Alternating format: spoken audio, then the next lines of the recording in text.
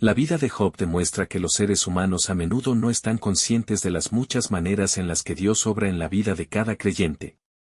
La vida de Job también es una vida que suscita la pregunta de siempre: ¿por qué suceden cosas malas a gente buena?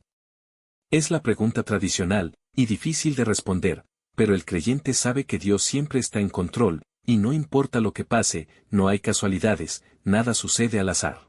Job fue un creyente, él sabía que Dios estaba en el trono y en total control, aunque él no tenía forma de saber por qué tantas tragedias terribles ocurrían en su vida. Job era hombre perfecto y recto, temeroso de Dios y apartado del mal.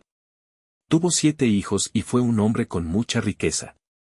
La Biblia nos dice que un día Satanás se presentó ante Dios y Dios le preguntó qué pensaba de Job. Satanás acusó a Job de que él solamente honraba a Dios porque lo había bendecido.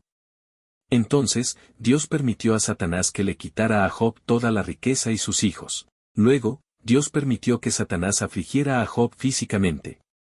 Job se afligió profundamente pero no atribuyó a Dios despropósito alguno. Los amigos de Job estaban seguros de que Job debió haber pecado para merecer un castigo y discutieron con él sobre esto.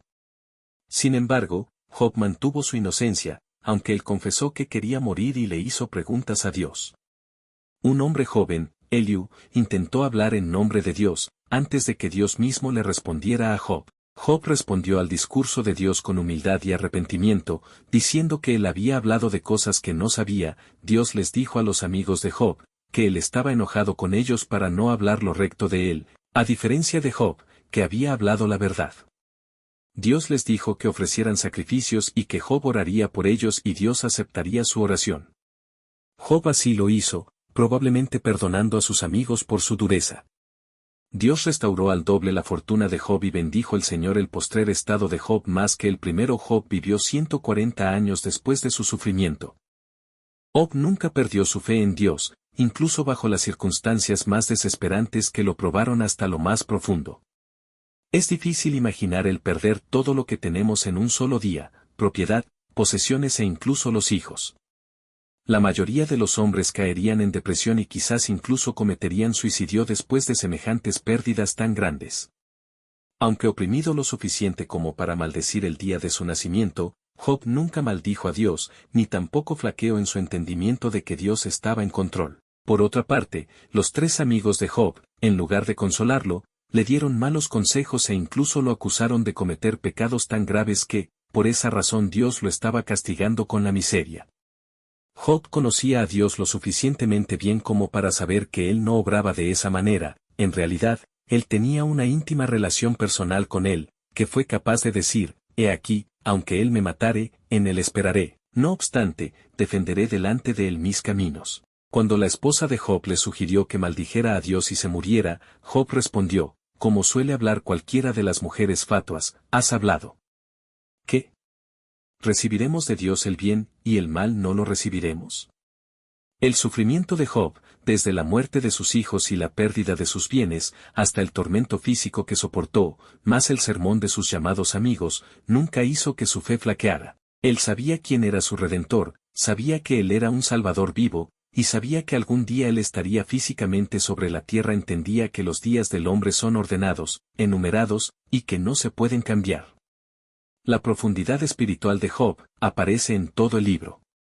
Santiago se refiere a Job como un ejemplo de perseverancia y escribe: «Hermanos míos, tomad como ejemplo de aflicción y de paciencia a los profetas que hablaron en nombre del Señor.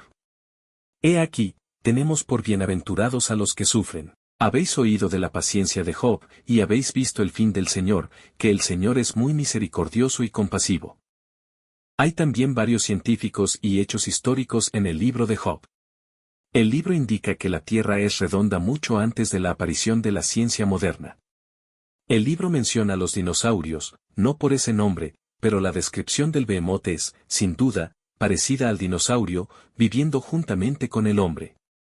El libro de Job nos da un vistazo detrás del velo que separa la vida terrena de la celestial. En el comienzo del libro, vemos que a Satanás y sus ángeles caídos todavía se les permitía el acceso a los cielos, entrando y saliendo de las reuniones establecidas que allí se estaban llevando a cabo. Lo que resulta evidente de estos relatos, es que Satanás está ocupado planeando su maldad en la tierra, tal como se registra en Job 1, 6-7. Además, este relato muestra cómo Satanás es el acusador de los hermanos, que corresponde a Apocalipsis 12:10, y muestra su arrogancia y su orgullo, como se describe. Es increíble ver cómo Satanás desafía a Dios, él no tiene escrúpulos para enfrentar al Dios Altísimo.